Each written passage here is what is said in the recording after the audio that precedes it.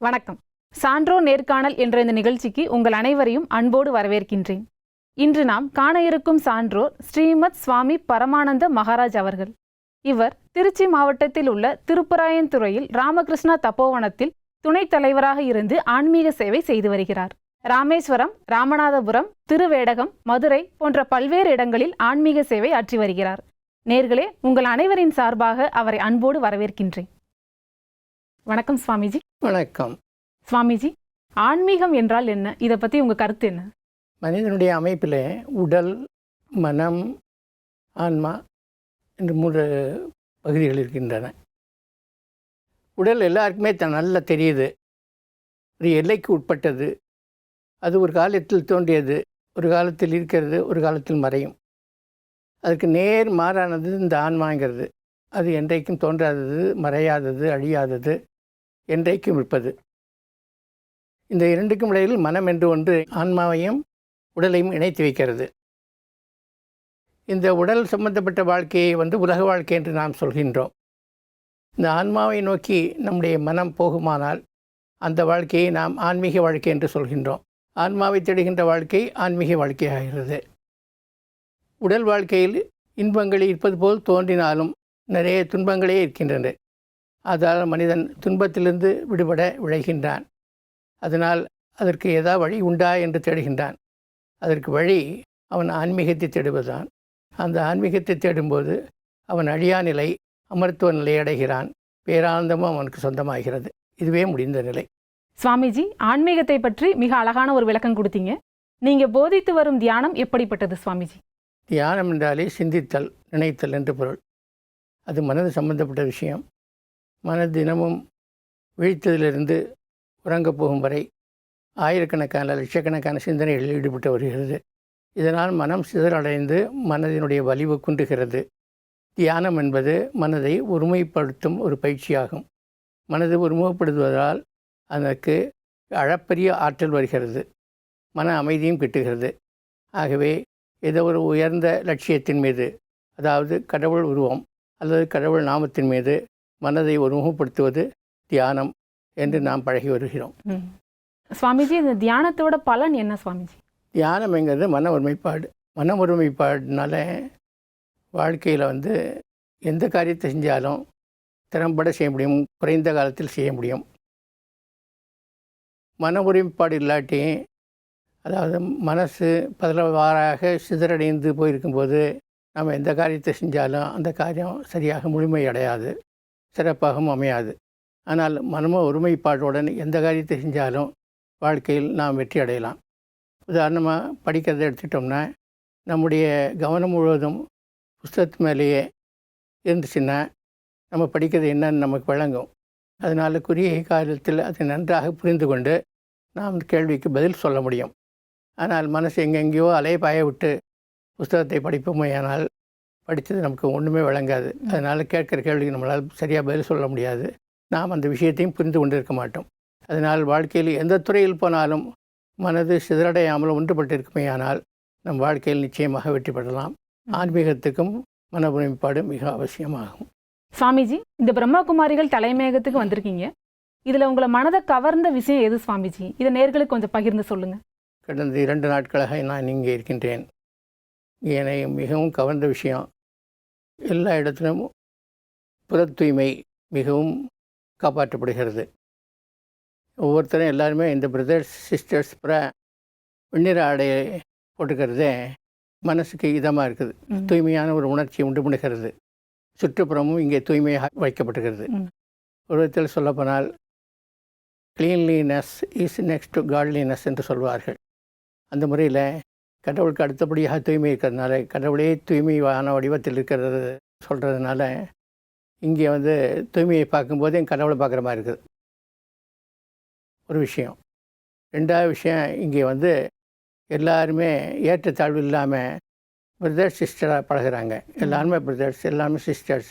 அந்த முறையில் பழகிறதுனால இங்கே ஒரு தவறான எண்ணங்கள் ஏற்படுறதுக்கு மனசில் வழி இல்லை. அதனால் இங்கே எல்லாம் ஒரு இனிமையான சூழ்நிலை நிலவுகிறது. பணியும் சிறப்பாக நடைபெறுகிறது.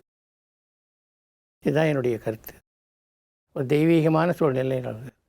சுவாமிஜி, நல்ல ஒரு அனுபவம் சொன்னீங்க. பிரம்மாகுமாரிகள் இயக்கத்தின் தலைமை நிர்வாகியான தாதிஜியை சந்திச்சிங்க. அதனால் உங்களுக்கு ஏற்பட்ட அனுபவங்கள் என்ன சுவாமிஜி? உலகத்தில் கஷ்டமான காரியம் பிரம்மச்சாரிகளை உருவாக்குறது தான். ஆயிரக்கணக்கான பிரம்மச்சாரிகள், சிஸ்டர்கள் எல்லாம் இந்த ஸ்தாபனம் உருவாக்கியிருக்கிறது. அந்த ஸ்தாபனத்தினுடைய தலைவியை பார்க்கும்போது எனக்கு மனசில் ஒரு பிரமிப்பு எழுந்தது. ஆஹா, இத்தனை பேர்களை வைத்து இவர்கள் கட்டுப்படுத்தி நடத்துகிறார்கள் என்றால் இவர்கள் எத்தகைய ஒரு டைனமிக் பர்சனாலிட்டியாக இருக்க வேண்டும் என்கிற எண்ணம் தான் என்னுடைய உள்ளத்தில் எழுந்தது. என்னுடைய சுவாமி சித்பவானந்த மகாராஜ், நான் அவர்களை சந்திக்கும்போது எனக்கு உலக வாழ்க்கையிலிருந்து அங்கே வந்ததுனால பெரிய ஒரு த்ரில்லிங் ஏற்பட்டிருந்தது. ஆனால் இங்கே நான் ஸ்பிரிச்சுவல் லைஃப்பில் ஏற்கனவே பல்லாண்டுகளாக இருக்கிறதுனால ஒரு மனசில் ஒரு அமைதி இருந்ததை தவிர பெரிய மாற்றம் எதுவும் ஏற்படவில்லை.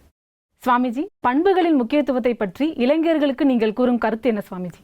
நற்பண்புகள் நம்மை மேலோனாக்குகின்றன, கீழான பண்புகள் நம்மை கீழோனாக்குகின்றன. நற்பண்புகளால் நமக்கு மன அமைதியும் மனத்தெளிவும் உண்டாகின்றது. நற்பண்புகள் நம்மை முக்தி வழிக்கு இட்டுச் செல்கின்றன, அதாவது பந்தத்திலிருந்து நம்மளை விடுபடச் செய்கின்றது. ஆனால் தீய செயல்களோ நம்மை திரும்ப திரும்ப பந்தத்தில் தள்ளி பிறப்பு இறப்பு சூழலுக்கு காரணமாகின்றது. அதனால் இந்த துன்பம் துயரம் நிறைந்த வாழ்க்கையிலிருந்து நாம் விடுபட வேண்டுமானால் நாம் நற்பண்புகளிலே ஊறி வளர்ந்தால் தான் நம்ம முடியும். நற்பண்புகள் போகிறது ரொம்ப கஷ்டம். தீய பண்புகள் போகிறது, தீய வழக்கத்தை கைக்கொள்வது மிகவும் ஈஸி. இருந்தாலும் நாம் மனிதனாகிய நாம் மிருகம் போல் மனம் போன போக்கில் போகாமல் தீய பண்புகளை எதிர்த்து நற்பண்புகளை நாளும் வளர்த்து வர முயற்சி செய்ய வேண்டும். அப்பொழுதுதான் மனிதன் என்ற பெயருக்கே நாம் அருகதை உள்ளவர்களாக ஆக முடியும். எந்த அளவுக்கு நாம் நற்பண்புகளை வளர்க்க முடியும் என்றால், நாம் தெய்வீகம் நிலையை அடையும் வரை நாம் நற்பண்புகளை வளர்க்க வேண்டும்.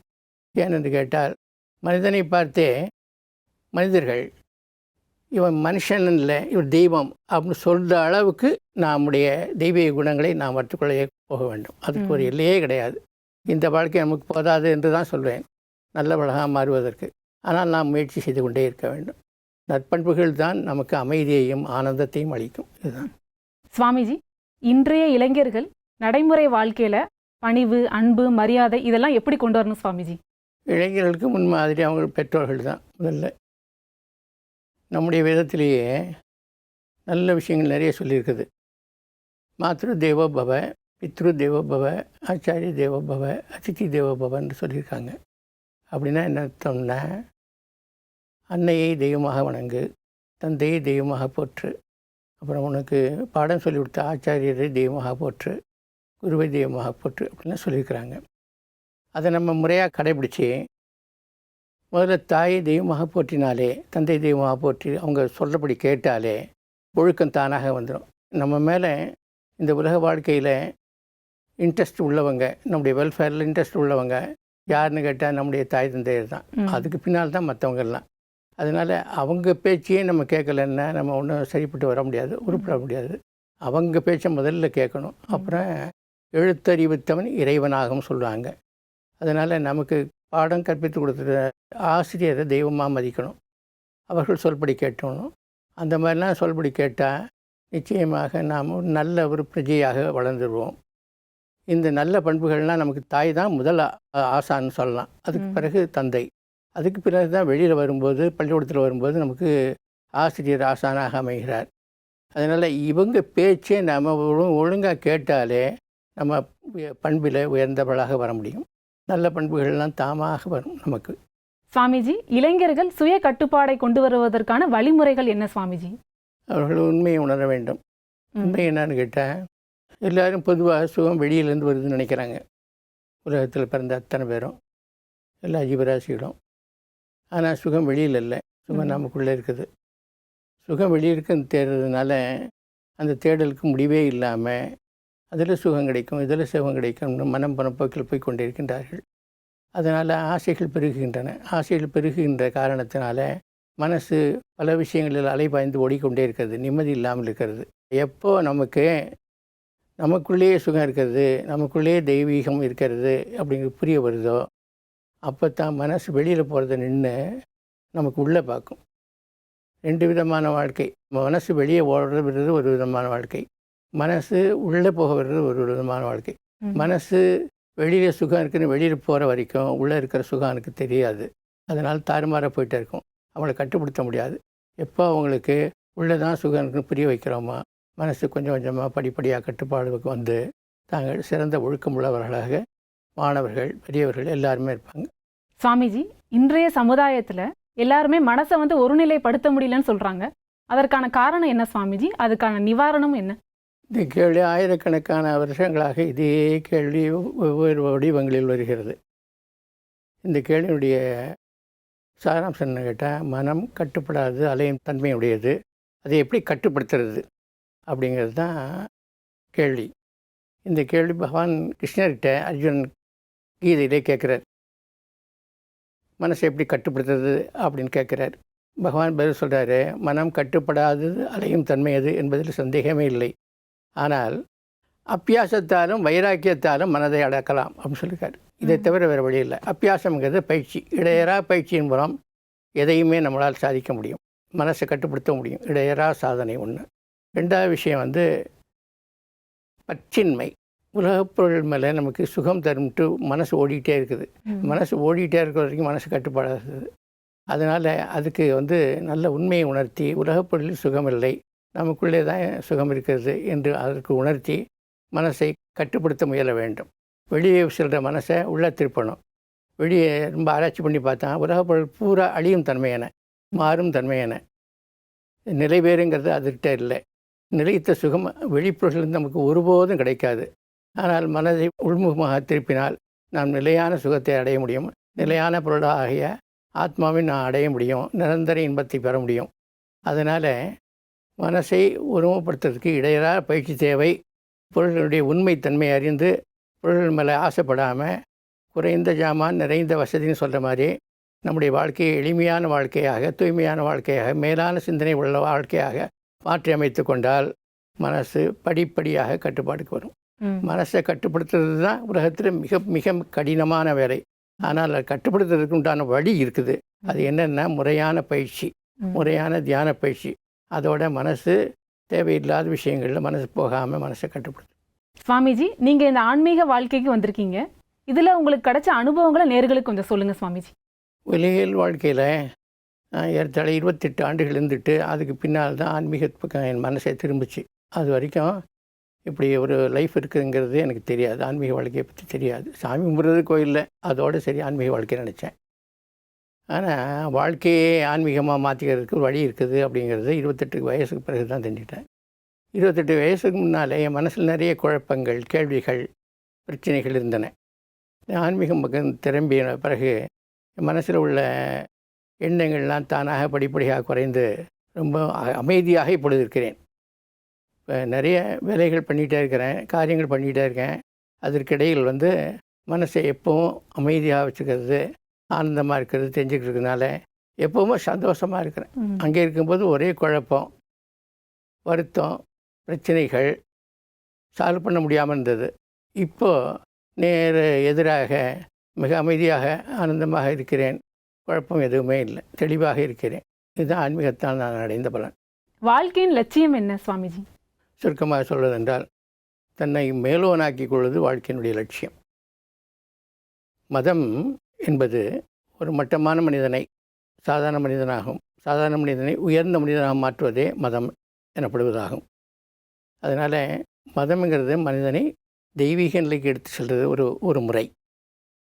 மனிதனுடைய வாழ்க்கையினுடைய நோக்கம் என்னென்னா தன்னை மேலோனாக்கிக் கொள்வது தான். மற்ற மிருகங்கள்லாம் தன்னுடைய இயல்புப்படி நடக்கும்.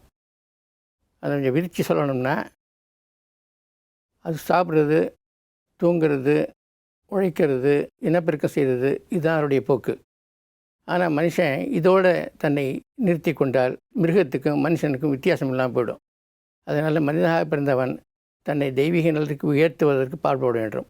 எப்படி தெய்வீக நிலைக்கு உயர்த்துறதுன்னா தன்னுடைய பண்புகளை உயர்த்தி கொள்ள வேண்டும். வள்ளுவர் அழகாக சொல்லியிருக்காரு, வெள்ளத்தனைய மலர் நீட்டம் மாந்தர்த்தம் உள்ளத்தனையது உயர்வுன்னு சொல்லியிருக்காரு. அதனால் உடம்பை உயர்த்த முடியாது ஒரு லிமிட்டுக்கு மேலே, ஆனால் உள்ளத்தை வானளாவுக்கு உயர்த்த முடியும். அதனால் நல்ல பண்புகள் உள்ளத்தை உயர்த்தினால் மனிதன் தெய்வீக நிலைக்கு உயர்த்தப்படுவான். அந்த நல்ல பண்புகளை வளர்த்து கொண்டே போவது தான் வாழ்க்கையினுடைய ஒரு உயர்ந்த லட்சியம். அதற்கு ஒரு எல்லையே கிடையாது. சுவாமிஜி, நீங்க பொறியியல் பட்டப்படிப்பு முடிச்சிருக்கீங்க. இந்த ஆன்மீக வாழ்க்கைக்கு வரணுங்கிற எண்ணம் எப்படி சுவாமிஜி உங்களுக்கு வந்துச்சு? நான் படித்தது Karaikudi Alagappa Chettiar college of engineering technology. அவர் பார்த்த உடனேயே இவ்வளோ கல்வி நிறுவனங்கள் எல்லாம் ஒரு தனி நபர் எடுத்து நடத்தியிருக்காங்க. நம்மளால் ஆன அளவுக்கு நாமளும் இந்த மாதிரி நிறைய நடத்தி மக்களுக்கு சேவை செய்யணுங்கிற எண்ணம் அப்போவே இருந்தது. அப்போ வாழ்க்கையில் வந்த பிறகு ஒரு வாய்ப்பு அது கிடைக்குமான்னு பார்த்தேன். இந்த சேவை செய்கிற வாழ்க்கை வந்து இந்த துறையில் கிடைச்சது. வேலைக்கு போனேன். வேலைக்கு போனால் அங்கே வந்து மேஜோட ஒட்டிக்கிட்டு இருக்க வேண்டியிருக்குது. அப்புறம் மிஷினை பற்றியே சிந்தனை இருக்குது. இன்ஜினியரிங்கிறது மிஷின் சம்மந்தப்பட்டது. மிஷின் பட்ட சிந்தனை தான் இருந்தது. எனக்கு மனிதர்களோடு பழகி மனிதர்களை உயர்த்தணும், அதுக்குண்டான வழிமுறைகளை ஆராய்ச்சி பண்ணும்போது ஆன்மீகம் தான் அதுக்கு சரியாக வழியாக தெரிஞ்சது. இங்கே வந்த பிறகு மனிதரோடு நிறைய பழகிறேன். என்னையும் உயர்த்திக்கிறேன், அவர்களையும் உயர்த்துறதுக்கு வழிவகை காண்கின்றேன். நானும் சந்தோஷமாக இருக்கிறேன், அவங்களையும் சந்தோஷமாக இருக்கிறதுக்கு நான் வந்து என்னால் அன்ற முயற்சி செய்கின்றேன். இந்த விதத்தில் இந்த வாழ்க்கை, ஆன்மீக வாழ்க்கை எனக்கு மிக நிறைவாக இருக்கிறது. சுவாமிஜி, குடும்ப வாழ்க்கையில் இருந்துகிட்டே தாமரை மலர் போல வாழணும்னு சொல்கிறாங்க. அதனுடைய விளக்கம் என்ன சுவாமிஜி? தாமரை இலையானது தண்ணீர்லேயே இருக்கிறது. ஆனால் தண்ணீர் அதன் மீது ஒட்டுவதற்கு அது இடம் தருவதில்லை. அதே மாதிரி நாம் இந்த உலகத்தில் இருக்கணும். ஆனால் உலக பந்தங்கள், உலக பிரச்சனை இருப்பது நம்மளை தாக்காதபடி நம்ம பார்த்துக்கணும் அப்படின்னு சொல்கிறாங்க. அதுக்கு ஒரு பெரியவர் ராமகிருஷ்ண பரமஹம்சர் ரொம்ப அழகாக சொல்கிறார். படகு தண்ணீரில் இருக்கலாம், தண்ணீரில் தான் படகு இருக்கும், அப்போ தான் அது வேலை செய்ய முடியும். ஆனால் படகுக்குள் தண்ணி வந்தால் படகு மூழ்கிவிடும். அதே மாதிரி உலகத்தில் நீ இருக்கலாம், ஆனால் உலக பிரச்சனைகளால் உன்னை வந்து மூழ்கடிச்சிடக்கூடாது. அந்த மாதிரி நீ உலகத்தில் ஒட்டாமல் வாழ வேண்டும்.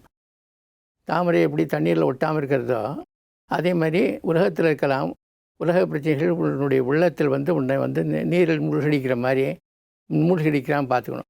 அதுக்கு நீ என்ன செய்யணும் அப்படின்னா, சதா சர்வகாலமும் உடம்பு இங்கே இருக்கட்டும், மனசு பகவான்கிட்ட இருக்கட்டும்.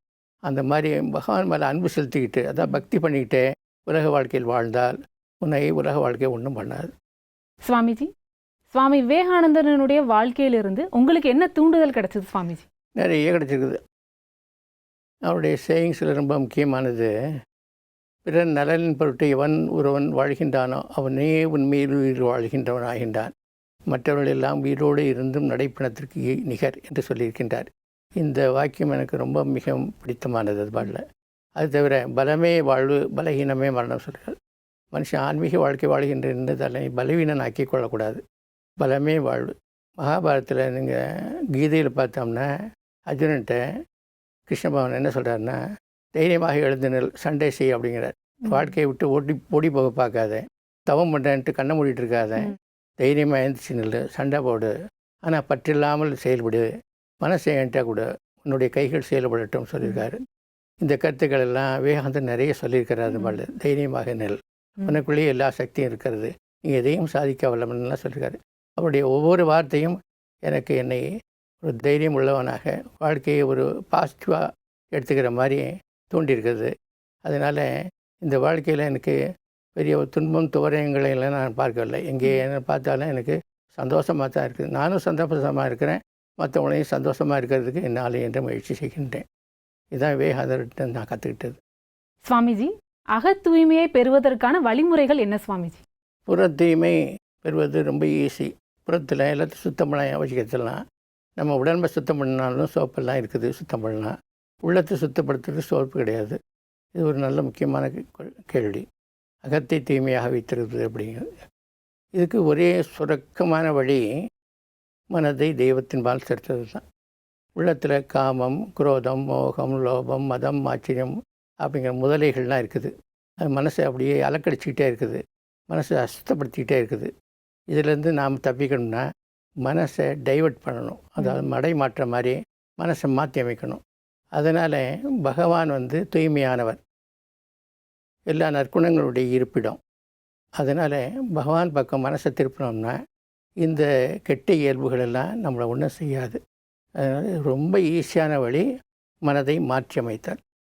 இதுக்கு செலவு ஒன்றும் இல்லை, சிரமம் ஒன்றும் இல்லை, மனசை மட்டும் கொடுக்கணும். மனசில் மட்டும் தீர்மானம் பண்ணி இனி நான் நல்லவனாக இருப்பேன், கெட்ட வழியில் போக மாட்டேன்னு தீர்மானம் பண்ணிட்டா அதுக்கு பகவானே வழி கொடுத்து நல்ல வழியில் போகிறதுக்கு உண்டான ஏற்பாடுகள்லாம் பண்ணுவார். சத்சங்கம் கிடைக்கும், நல்ல வழிமுறைகள் கிடைக்கும். இந்த உலகத்தில் நல்லது கெட்டது ரெண்டும் கலந்துருக்குது. ஆனால் நீங்கள் எப்போ கெட்ட வழியிலேருந்து நல்ல வழிக்கு வரணும்னு தீர்மானம் பண்ணிட்டீங்களோ அப்போ நல்ல வழி சொர்க்கத்தின் வாசல் உங்களுக்கு திறந்துட்டது. அதனால் நிச்சயமாக உங்களுக்கு தேவையான வலிமை, தேவையான வழிமுறைகள் எல்லாமே கிடைக்கும். பகவானை நம்பியிருக்கிறது தான் ஒரே வழி. பகவான் மேலே பக்தி செலுத்துங்க, தீயதை கண்டதெல்லாம் கெட்டதெல்லாம் தானே ஒழிஞ்சிடும், மனசு தூய்மையாயிரும். நான் இந்த மாதிரி கேள்வி பதில் நிகழ்ச்சிகளெல்லாம் கலந்துக்கிட்டதில்லை. இது எனக்கு புதிய அனுபவம். அந்த முறையில் இந்த குறுகிய நேரத்தில் தாங்கள் கேட்ட கேள்விகளுக்கு என்னால் இயன்ற வரைக்கும் பதில் கொடுத்துருக்கேன். இந்த பதில் மக்களுக்கு பயன்படுமானால் மிக்க மகிழ்ச்சி அடைவேன். இந்த வாய்ப்பு கொடுத்த இறைவனுக்கு என் மனமார்ந்த நன்றியை தெரிவித்துக் கொள்கின்றேன். சுவாமிஜி, இந்த குறைந்த நேரத்தில் உங்களுடைய அனுபவங்களை மிக அழகாக சிறப்பாக நேயர்களுக்கு எடுத்து சொன்னீங்க. இந்த நிகழ்ச்சிக்கு வந்து கலந்து கொண்டதற்கு மிக்க நன்றி. வணக்கம். வணக்கம். என்ன நேயர்களே, நிகழ்ச்சியை பார்த்தீங்களா? இன்னைக்கு சுவாமிஜி அவர்களுடைய அனுபவங்களை பற்றி பார்த்தோம். அவர் கூறிய அனுபவங்கள் மேலும் கருத்துக்கள் உங்களுடைய வாழ்க்கையில் மிக பயனுள்ளதாக இருக்கும் என்று நினைக்கிறேன். இந்த நிகழ்ச்சி இதோடு நிறைவு பெறுகிறது. மீண்டும் மற்றொரு சான்றோருடன் உங்களை சந்திக்கும் வரை நன்றி கூறி விடைபெறுகிறேன். நன்றி, வணக்கம்.